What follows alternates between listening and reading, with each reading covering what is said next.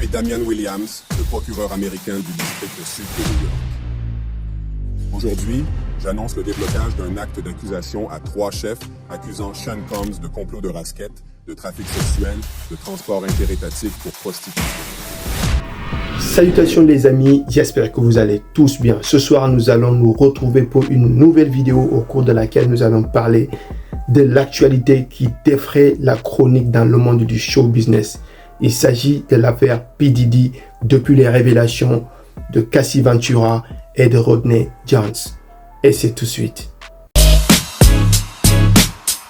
Puff Daddy, Puffy, P.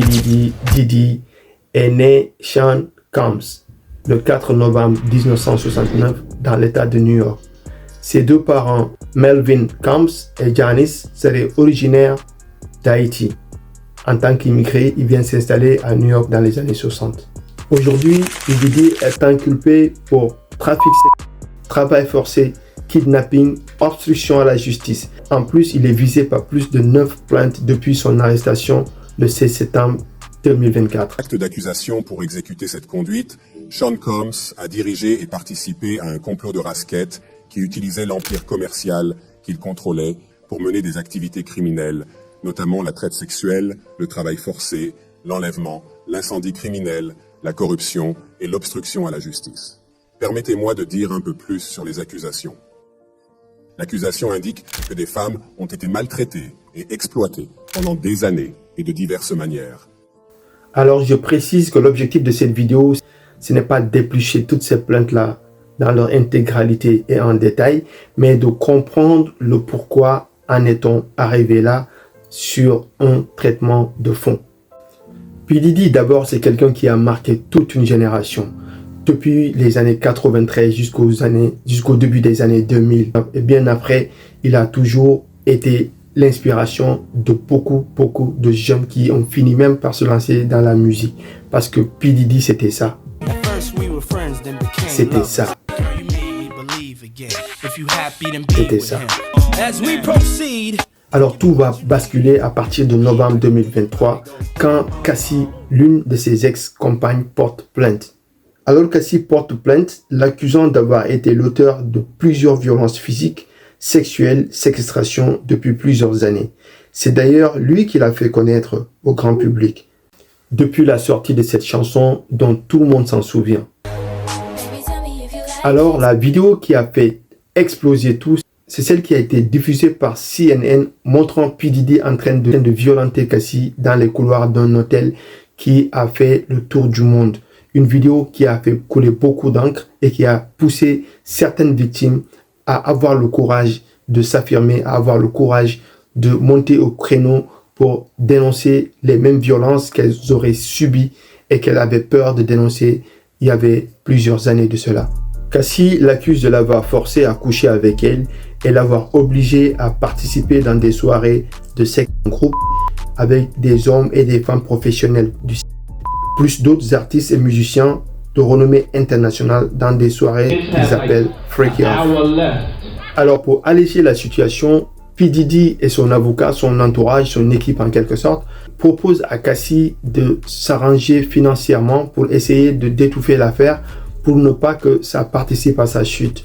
Finalement, d'après certaines sources, il y a eu un accord à l'amiable entre Cassie et P. Diddy sur un montant que certains évaluent jusqu'à 30 ou 50 millions de dollars, voire plus, mais qui n'a jamais été divulgué parce que ça faisait partie de l'accord de confidentialité qui a été signé par Cassie, par les deux parties. Et donc, c'est ce qui fait qu'aujourd'hui, Cassie a gardé son silence. Donc, on peut dire alors que P. Diddy a réussi à acheter son silence à travers ce montant qui lui a été versé. Mais pour autant, ça n'a pas permis à arrêter le problème, le scandale P. Diddy, parce que des plaintes qui ont été déposées depuis les années 90 sur son comportement à cause de ses bavures, des années 2000, 97, 2000 jusqu'en 2007, etc. vont s'accumuler sur la plainte déjà déposée par Cassie. Donc ça va continuer à étouffer jusqu'à ce que certaines agences qui avaient même promis de signer des contrats publicitaires ou bien de télé-réalité comme Hulu vont se retirer leur licence, retirer en fait leurs accords de partenariat et couper définitivement le lien avec P. Diddy, avec le rappeur. Encore une fois, on ne va pas rentrer dans tous ces détails-là parce qu'il y a plein d'influenceurs qui en ont fait des vidéos énormes, qui ont fait des travaux. En plus, il y a les médias internationaux, il y a la presse internationale qui en parle concernant toutes ces plaintes-là. Ça, je vous laisse aller vérifier.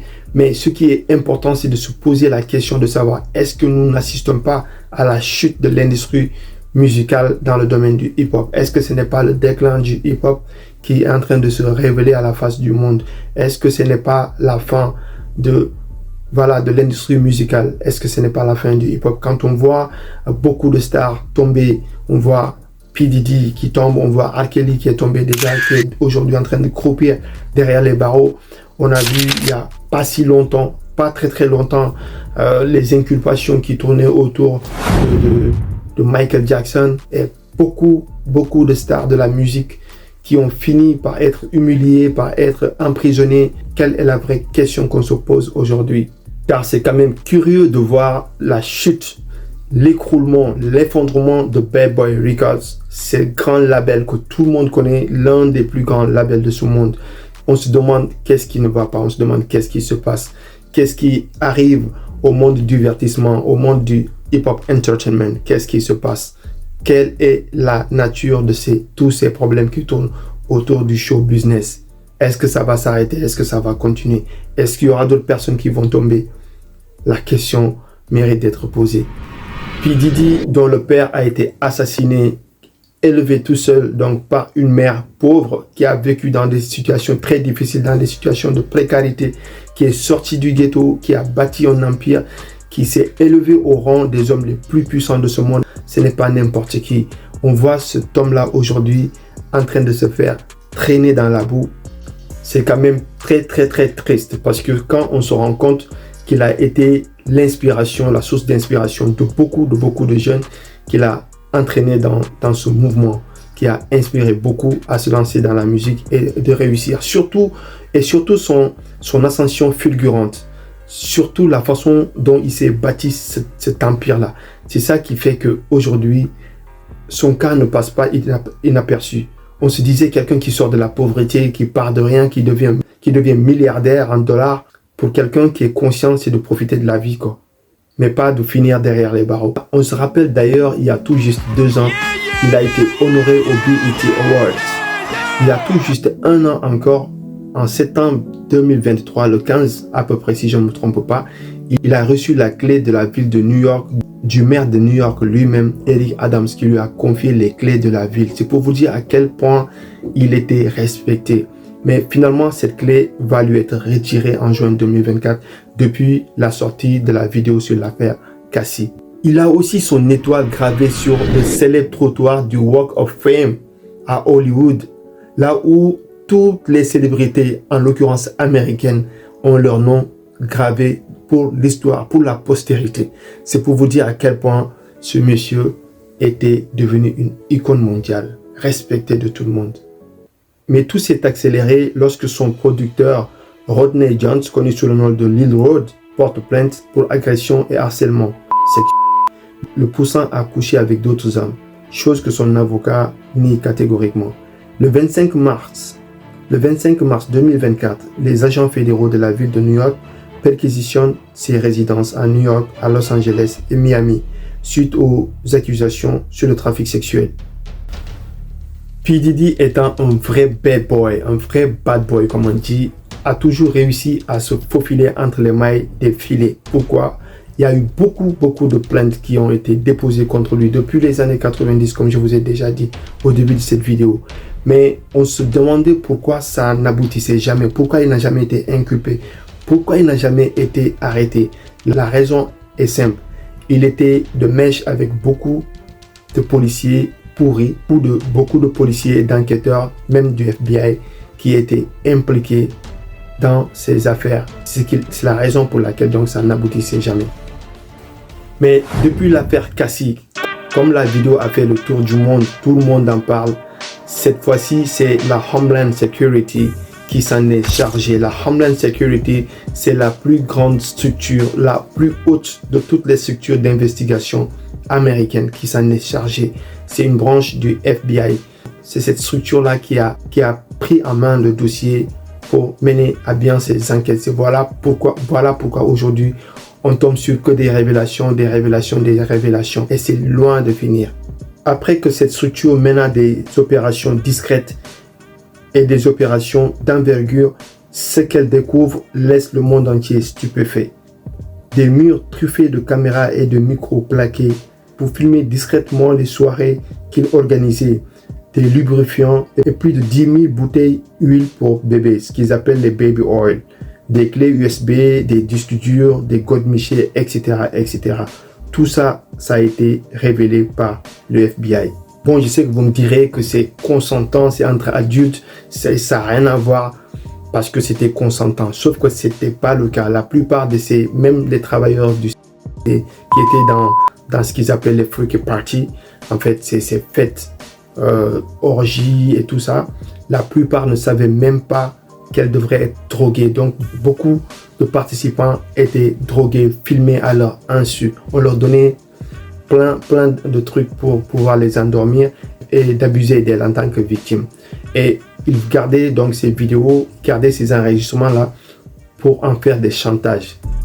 Alors, après l'accumulation de toutes ces révélations, on se rappelle de cette vidéo qu'il avait postée sur Instagram demandant pardon à Cassie. On se pose la question de savoir pourquoi maintenant. Pourquoi pas en 2016, au moment où les faits ont été accomplis, au moment où il avait tabassé et maltraité la femme là, pourquoi c'est maintenant il fallait faire cette vidéo? Donc c'est pour vous dire que lui-même, il reconnaît en grande partie son comportement qu'il essaye de justifier à travers un sale comportement temporaire, mais sauf que c'est inné en lui, sauf que c'est dans son vrai comportement que Tupac lui-même avait toujours dénoncé son comportement arrogant, son comportement malsain. Au mois de mai dernier, toujours en 2024, c'est un autre mannequin du nom de Crystal McKinney qui va porter plainte contre lui pour l'avoir obligé à lui faire une fellation alors qu'elle était mannequin dans un studio à New York. Et donc, ce 16 septembre, il est arrêté par le FBI, accusé de diriger un réseau criminel de proxénétisme, de travail forcé, de kidnapping et de corruption. Ce que les gens doivent comprendre, c'est que P. Diddy est un hors-la-loi, un jeune qui a grandi pratiquement dans la rue, qui s'est forgé lui-même un chemin. Il n'a pas eu la chance d'avoir une figure paternelle qui pouvait l'aider, bien que nous savions aussi les activités de son père qui était un peu dans le crack. Mais P. Diddy, c'est un enfant de la rue qui a grandi tout seul.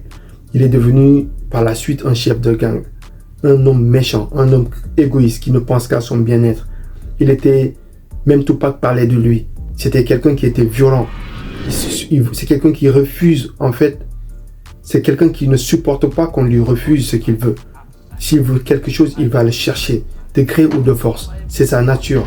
C'était quelqu'un qui était naturellement dans la rébellion. C'est-à-dire que quand il veut quelque chose, il le veut coûte que coûte. Voilà la nature de P. Diddy. Son comportement violent est en quelque sorte lié à son passé, à son enfance. C'est quelqu'un qui n'a pas connu l'amour d'un père, l'amour c'est-à-dire que quelqu'un qui n'a pas connu une enfance facile. Il a grandi dans un environnement de violence, un environnement sans pitié. Voilà la raison pour laquelle il a toujours transmis ce comportement-là vis-à-vis des personnes vulnérables qui se prêtaient à lui. Toutes les personnes qui ont tourné autour de lui ont subi de près ou de loin son comportement égoïste, son comportement barbare. P. Diddy, ce n'est pas un modèle. P. Diddy, c'est un monstre. Parce que quand on regarde ce qu'il a fait, malgré tout l'empire qui s'est battu, il a un côté diabolique, un côté néfaste pour la société. Le livre de son ex-compagne, Kim Porter, intitulé Kim's Last Words, A Journey for Justice from Other Side, est devenu best-seller. Cette femme est morte en 2018 dans des circonstances douteuses. On parle de pneumonie alors qu'apparemment elle présentait aucun symptôme. Le médecin qui devrait faire des analyses et enquête pour savoir quelles ont été les réelles circonstances de sa mort, lui-même il a été assassiné. Donc c'est pour vous dire que le mec gérait un empire au sein duquel personne n'avait le droit de fourrer son nez là-dedans. Dans ses mémoires, Kim Porter y décrit les mauvais traitements qu'elle subissait et selon certaines sources, Elle met l'accent sur l'homosexualité de son mari, qui selon elle, couchait avec plusieurs personnes du monde de la musique et du cinéma. Chose curieuse encore, beaucoup de ses associés avec lesquels il était chez Uptown Records sont morts dans des conditions suspectes, dans des conditions funestes, que personne n'arrive à expliquer pourquoi. Kim Porter faisait partie de ce label, elle est morte de pneumonie. Heavy D, crise cardiovasculaire. Il y a André Harrell aussi qui est mort. C'est seulement A.I. Bishar qui a survécu après lui aussi avoir eu des problèmes cardiovasculaires. Il a subi une greffe du foie. Il est toujours convalescent. Dans le label qu'il a créé, Bad Boy Records aussi, on a vu la mort de Biggie dans des conditions suspectes. Il essaye d'affilier à une rivalité entre East Coast et West Coast, soit disant c'est une revanche. Certains accusent même P. Diddy d'avoir orchestré la mort de Tupac et d'assassiner Biggie pour faire croire que c'est une rivalité East Coast ou West Coast. Apparemment, Biggie voulait quitter Bad Boy. Il y a aussi le cas de Craig Mack. Craig Mack qui était un des piliers de Bad Boy Records, qui est aussi mort de pneumonie. Donc, on ne sait pas si c'est un gars qui a aussi été empoisonné. La justice sera là pour éclaircir tout ça, mais c'est quand même suspect tout ça. P. Diddy quand même a fait connaître beaucoup de célébrités. Grâce à lui, on a connu beaucoup de célébrités qui sont passées au niveau de Bad Boy Records. Maze, en passant par Biggie, Lil Kim, etc. Et certains mineurs qui étaient des victimes directes de P. Diddy, en l'occurrence Justin Bieber, dont on est en train de voir tous les jours les révélations sur le jeune. Il y a aussi la star des stars, Usher, qui est passé entre ses mains alors qu'il avait entre 10 et 13 ans, etc. Apparemment, ils ont tous été abusés par P. Diddy dans sa paranoïa. Sa propre mère, Janice Combs, est soupçonnée d'entretenir une relation d'inceste avec le rappeur. Diddy d'ailleurs ne cache pas qu'il accompagne sa mère dans des soirées de striptease en boîte de nuit et déclare que sa mère est toujours célibataire et elle est très belle. Le fait d'ailleurs que les deux s'embrassent sur la bouche et s'affichent comme des jeunes amoureux participe à accroître le doute sur leur relation. My mom's gorgeous.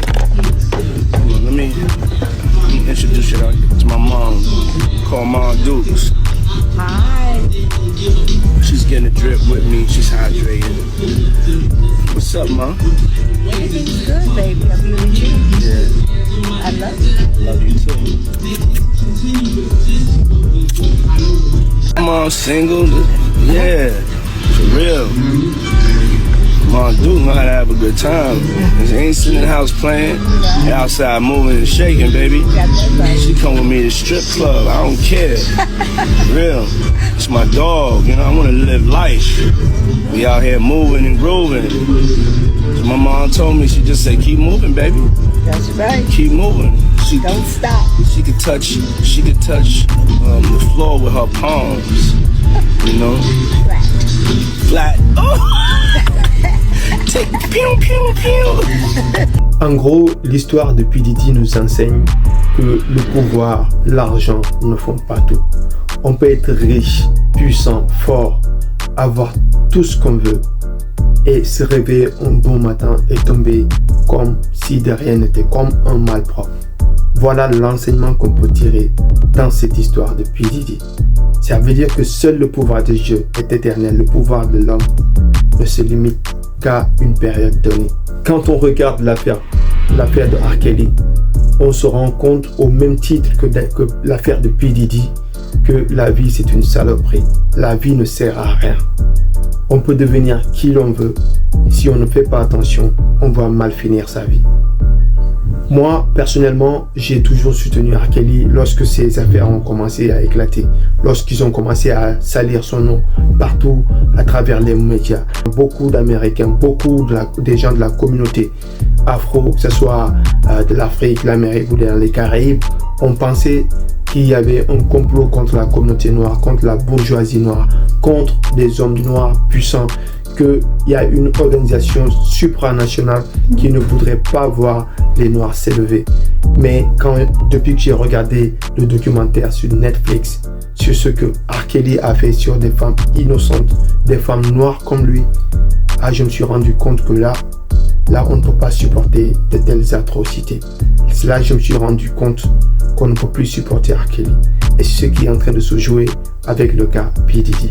C'est exactement la même chose. Je sais que ce que vous ressentez, pour la plupart des Noirs qui regardent cette vidéo, beaucoup vont se dire que non, ce sont des stars noires qu'on est en train de salir. Mais ne vous fiez pas sur la couleur de peau. Ne regardez pas cette appartenance ethnique, raciale. Un criminel reste un criminel. Ces mecs, ce sont des monstres, ce sont des chefs de gang, ce sont des gens qui participent à la destruction de notre propre communauté, à vendre une image sale de l'homme noir, pendant que d'autres se battent pour la dignité de l'homme noir. Ces hommes sont devenus puissants, ils n'ont rien fait pour la communauté. Et un criminel reste un criminel, sa seule place est en prison. Il ne faut pas se fier à la couleur de peau, sinon, quand on tient compte de la couleur de peau, il n'y aurait pas l'affaire Epstein. Tout le monde a suivi l'affaire Epstein, qui a fini sa vie en prison dans des conditions douteuses. On ne sait pas s'il a été assassiné ou s'il s'est suicidé. C'est ce qu'on nous dit qu'il s'est suicidé. Je crains que P. Diddy ne subisse le même sort en prison. Parce que s'il a des révélations qui vont toucher certaines personnes, certains hommes puissants, je crains fort qu'il en finisse avec lui. Donc ce n'est pas une question de couleur de peau. Sinon, on ne parlerait pas de l'affaire Epstein. Il n'y aurait pas non plus l'affaire DSK qu'on a tous suivi ici. En France, aujourd'hui, on parle de l'affaire Abbé Pierre, un prêtre catholique de l'église qui était respecté. On voyait son nom partout. Partout, des cathédrales, des musées, des espaces publics portaient son nom. Mais ils sont en train de tout arracher parce que aujourd'hui, ces affaires sont en train de ressurgir. Tout le monde en parle et ils sont en train de les dépeindre. Donc, il ne faut pas avoir ce comportement raciste, ce comportement communautariste pour soutenir les gars qui commettent des violences sur des personnes innocentes, quelle que soit leur couleur de peau. La seule vérité qui existe, c'est que l'affaire P. Diddy est loin de finir. Parce que beaucoup de personnes, beaucoup de têtes vont tomber. Avec l'arrivée de nouvelles révélations, beaucoup d'hommes politiques, beaucoup de stars sportifs, du sport, de la culture, du cinéma, de la musique, beaucoup vont tomber. La crainte, c'est de le voir se faire assassiner en prison. Si toutefois on le laisse parler. Parce que s'il doit tomber, il ne va pas tomber tout seul. Ça, au moins, c'est sûr et certain. Il emportera beaucoup de célébrités. Et pour dire vrai, cette affaire de P. Diddy n'est pas seulement dans le domaine de la musique. Aujourd'hui, on parle de l'industrie musicale. Mais dites-vous que dans l'aspect politique aussi, c'est pire. Ce qui se passe là-bas, c'est pire. Que ce soit des sportifs, que ce soit des politiciens. Encore une fois, tout le monde, il y a beaucoup de P. Diddy, comme on le disait, comme quelqu'un le disait récemment dans une interview. Il y a beaucoup de P. Diddy. Donc, le risque pour certains hommes puissants aujourd'hui, c'est que le vent, l'ouragan P. Diddy puisse les emporter dans son projet de faire des ravages. En gros, les conséquences de tout ça, c'est que le rap est devenu un milieu sale, bien que cela plaît aux jeunes, car les pionniers de cette industrie ne participent même pas à l'éducation des jeunes générations, mais plutôt à les maintenir dans un stade de régressement et d'insalubrité toxique de leur esprit.